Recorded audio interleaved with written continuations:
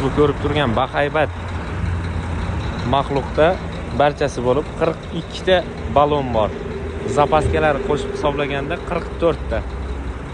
Xitoydan kirib kelgan qanaqadir оборудование. Buni tortib kelyapti. Shakman X3000. Qozog'istonning mashinasi. Salyapkada ekan. Sho'pir aka bilan gaplashsam, bor yo'g'i 27 tonna yuk. Faqat gabaritlari balandroq bo'lgani uchun, eniga shirokroq bo'lgani uchun именно shunaqa niskopolniy treylerda olib kelinyapti. Agar bunaqa gabaritda bo'lmaganda oddiy tigash bilan olib kelsak ham bo'lardi deyapti. Shakman tigashlari bizlar tavsiya qilamiz. Og'ir yuklar tashish uchun mo'ljallangan. Eng og'ir yuklari Xitoyda ham, Rossiyada ham, O'zbekistonda ham ko'rgan bo'lsangiz, faqat Shakman tortadi. Motori deyarli bir xil bo'ladi. Boshqa modellar bilan korobkasi deyarli bir xil bo'ladi.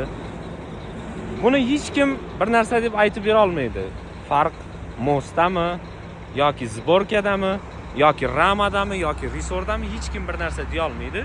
Motor bir xil bo'ladi, korobka bir xil bo'ladi, lekin Shakman tortadigan yukni havo yoki boshqa brendlar torta olmaydi. Salomat bo'linglar.